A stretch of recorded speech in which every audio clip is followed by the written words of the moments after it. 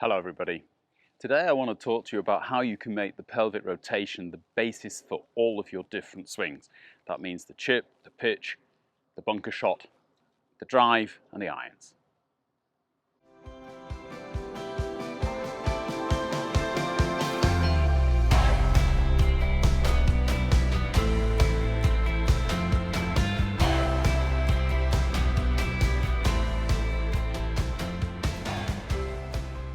Now if you think about it logically, it's obvious that your hips and your pelvic rotation are going to actually build the foundations of your golf swing. And if you're having trouble getting the rotation in and also keeping your pelvis balanced during the swing, it's going to have a very detrimental effect on the rest of the movement. So I like to get my students understanding the pelvic rotation right from the beginning, and then using different variations of the pelvic rotation in order to hit every shot in the bag. So even when they're chipping the golf ball, I get them rotating the pelvis and getting this feeling for control over the pelvis and almost kind of opening the door to the upper body movement to make things a lot easier. So what are we talking about here again when we're talking about pelvic rotation? If you just simply take your address position, put your hands on your hips, you rotate your upper body to the right, for me, against your trail leg, then you're going to take and turn your hips with you. And the trick here is to make a decision. Are you going to keep the trail leg bent and that will resist the movement, or are you going to allow it to straighten a little in order for you to get a little bit more rotation? Obviously, the only time you want to be doing that is you're trying to get more swing, more base speed into your swing and hit the ball further. So if we start with a chip, we're not going to need that. As we move back towards the center though, this is kind of starting in the ground for the pelvis with this trail foot twisting in a clockwise direction, the ball of the trail foot moving you back towards the target. At the same time, making sure you get that kind of pelvic tilt, getting the bum back into that kind of duck's arse feeling. Obviously, if you're going to chip a ball, you should already be in that position, so there's not going to be a lot going in there. It's going to be more like just rotating through the ball and keeping flex in the knees. And then when you get to the end of the rotation, you're pressing out of the ground with both legs, but coming up and staying behind the lead foot. Now, obviously, your upper body is going to be doing other things at the same time, but the trick here is basically to get a good feeling for what the range of movement is in the hips and pelvis. So you can turn back further if you use your trail knee, less if you don't. You want to keep the pressure on the instep of the trail foot. Whatever you do, you're going to start the downswing with the tilt of the pelvis if necessary, combined with a rotation from the trail foot, pressure from the lead foot to keep you back behind the trail leg, and if needed, you're going to press out from the ground, staying behind your lead foot.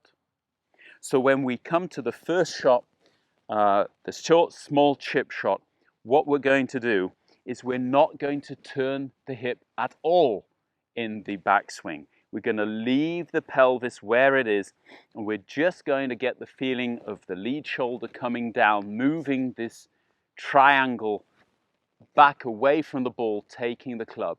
But in the follow through, we're going to start the movement by the rotation in the trail foot, getting that hip and pelvis rotating, making room for the trail shoulder to come down and the club to swing beautifully, naturally through the ball. And you can see how easy that is if I have the correct pelvic move. To hit longer chip shots or pitch shots, all I'm going to do is allow my hips to rotate in both directions. Again, I'm going to keep the trail leg bent, allow the pressure to build on the inside of the trail foot, twist away from the trail foot while getting the pelvic back and around behind the lead foot without coming out into this extension, because as long as I'm not using my wrists and my arms, I don't need it. So the basic extension of the chip shot is to get the lead shoulder down, keep the arms and hands pretty straight, but allow the pelvis to move with you. Get the same pelvic rotation going through the ball, opening the door for the trail shoulder to come down and pull the golf club through the ball. Again, a very simple extension of the chipping movement. As soon as I start to use the hands and wrists in the movement, I'm going to have to start using the extension in the pelvic movement as well. And that means basically that as I take the club back and hinge, I get the same movement with the pelvis, turning, getting room for the lead shoulder or the trail shoulder to come down, and where I was before at impact, the wrists are still hinged. So in order to keep pressure on the club, I've got to be moving out of the leg bend, getting into the side bend in order to keep the pressure on the golf club and stop myself flipping it through the golf ball. Again, an easy extension from the basic chipping movement involving the wrists. If you want to get a little bit of help in the backswing so that you don't take the club back as far, then a nice tip is simply to open your stance and your pelvis to the target, keeping your shoulders square. And by doing that, you won't be able to make as much backswing. You've got more of a physical block in your backswing rather than trying to think of 9 o'clock, 10 o'clock, 8 o'clock or something along those lines. But practice with both things and see which one works for you better. When you're in the bunker, you're going to use the pelvis to release the hands earlier. And the way you're going to do this is by, first of all, getting the ball more across from your lead foot. Get a little bit more bend in your knees to begin, so you're standing also a little bit more upright than you would do normally to the wedge. Don't forget to use the stance to get a little bit deeper, a bit lower than the actual golf ball is lying in the bunker. But when we get back to the actual pelvic action, I'm going to allow my pelvis to turn, get pressure on the inside of the feet, keeping bend in the trail leg, hinging the wrists. It's almost the feeling of a full swing here, depending obviously on the distance that I'm wanting to hit it. I'm then initiating the downswing in the same way as ever. I'm getting the pelvis back, I'm getting the trail foot rotating in a clockwise direction, I'm getting the hip open. But what's actually going to happen is that when the hip stops rotating, rather than going into extension to hold pressure on the handle, I'm going to stop rotating and allow the handle and the club to release down and under the golf ball.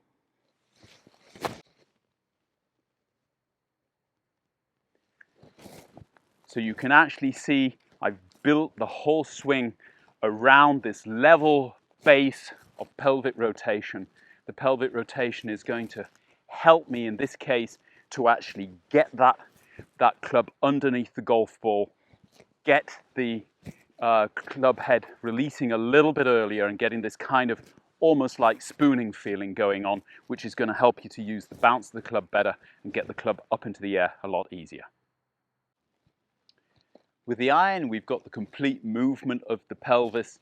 That means that as we're rotating again away from the golf ball, we're keeping bend in the trail knee. We're then using the pelvic tilt to actually start the rotation, but getting the trail toes and ball of the foot rotating and staying behind the lead leg, and then releasing up into and through impact, but staying behind the lead leg and getting obviously the shoulder, the trail shoulder down, and with it the club. The main trick here is really to keep this thing smooth. We're not going for full power here. Always have a kind of a feeling with my iron shots. I'm using around about kind of 80% of what would really be available for me, because it's all about basically control. And I find I've got plenty of distance and plenty of golf clubs in my bag which I can use if I want to hit the golf ball further. And finally, we have the driver.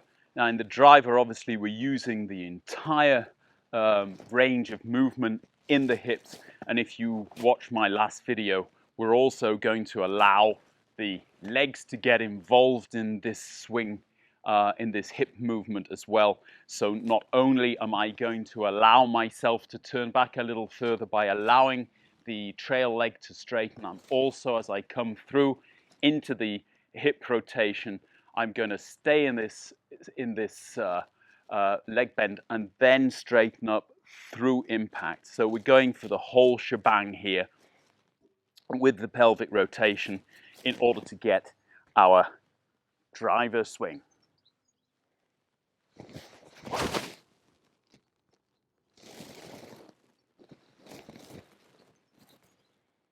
Easy peasy. If you base all of your different swings around this basic movement in your pelvis, then you're actually going to find that you become more and more capable in rotating through the golf ball with the long clubs, because you're so good at rotating through the golf ball with the short clubs. The short shots are also going to give you the confidence that you need to be rotating past the ball before impact, getting the hips open to the target before you actually make collision between the club head and the ball.